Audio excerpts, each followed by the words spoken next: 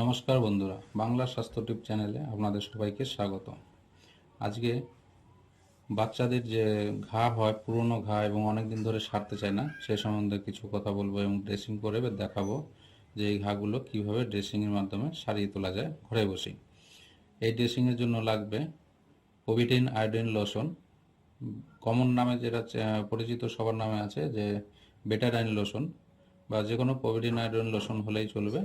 পোভিটিন iodine lotion যদি না থাকে তাহলে গরম জল দিয়ে এই কাজটি করা যাবে।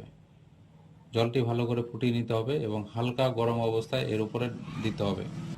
গরম অবস্থায় দেওয়ার পরে এই চামড়াটা অনেক সময় নরম হয়ে যাবে, তো সেগুলো এইভাবে তুলে দিতে হবে এবং তারপরে তার উপরে মলম লাগাতে হবে। তা আমি বেটাডাইন লোশন দিয়ে কিভাবে ড্রেসিং করছি সেটাই আপনাদের সঙ্গে আলোচনা করব, তবে এটি গরম জল দিয়ে করা যায়। বেটাডাইন লোশন কটনের সাহায্যে এইভাবে ডলে পরিষ্কার করে ভিজিয়ে নিতে হবে এবং ওপরে যদি কোনো পাতলা চামড়া থাকে তাহলে সেটাকে তুলে দিতে হবে, যাতে মলমের সঙ্গে ডাইরেক্ট কন্ট্যাক্ট আসে এবং তাহলে তাড়াতাড়ি এই ঘাটা সেরে যাবে।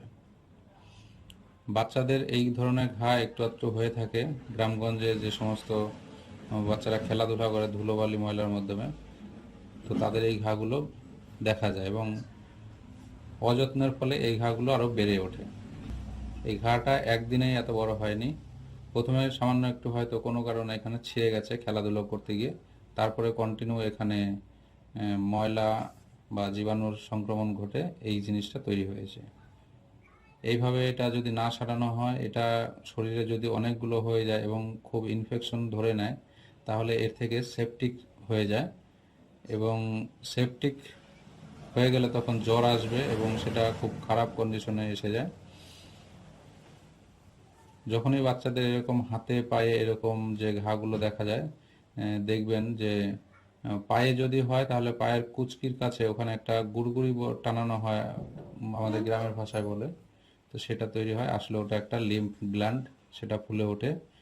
তো সেটা যখন মানে লড়াই করে পারে না তখন সেটা ফুলে ওঠে এবং জ্বর আসে। তো এই ঘা বাড়ার আগে ড্রেসিং করে এইভাবে সারিয়ে নিতে হবে।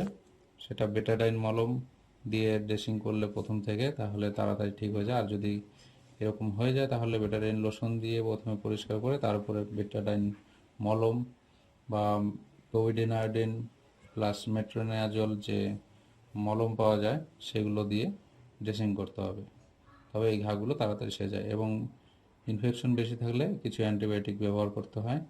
তো আমি এখানে অ্যামক্সিসিলিন ব্যবহার করেছি, অ্যামক্সিসিলিন ক্লাবুলোনেট, অ্যামক্সিক্লাব 375, দিনে 3টে করে 5 দিন খাওয়াবো, সেটা এখান থেকে সেরে যাবে। এই যে দেখুন, এই মলমটার নাম হচ্ছে মেট্রোজিল পি, এর মধ্যে আছে মেট্রোনিয়াজল এবং পোভিডিন আয়োডিন অয়েনমেন্ট। এই মলমটা খুব ভালো, ডবল অ্যাকশনে কাজ করে। এটা সমস্ত জায়গায় মলমটা এইভাবে লাগিয়ে দিতে হবে। আগে ভালো করে পরিষ্কার করে নিয়ে এভাবে লাগাতে হবে এবং দিনে 2-3 বার করে মলমটা লাগিয়ে দিতে হবে। এবার এত জায়গায় ঘা হয়েছে যে এখানে ব্যান্ডেজ করলে, অত ব্যান্ডেজ করে পারা যায় না, গ্রামগঞ্জের বাচ্চারা করতে যায় না, ধুলোবালি মাখিয়ে নোংরা করে দেয়। তাই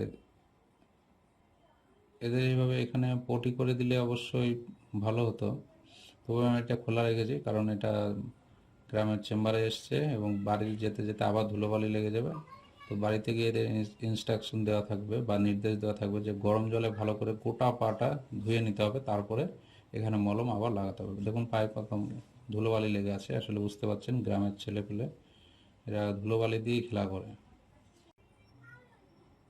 এই সম্বন্ধে কারো কিছু জানা থাকলে অবশ্যই কমেন্টে জানাবেন, যথাসম্ভব উত্তর দেওয়ার চেষ্টা করব। যারা আমার চ্যানেলে নতুন তারা অবশ্যই চ্যানেলটিতে সাবস্ক্রাইব করবেন এবং ভিডিওটিতে লাইক, কমেন্ট এবং শেয়ার করবেন। ধন্যবাদ।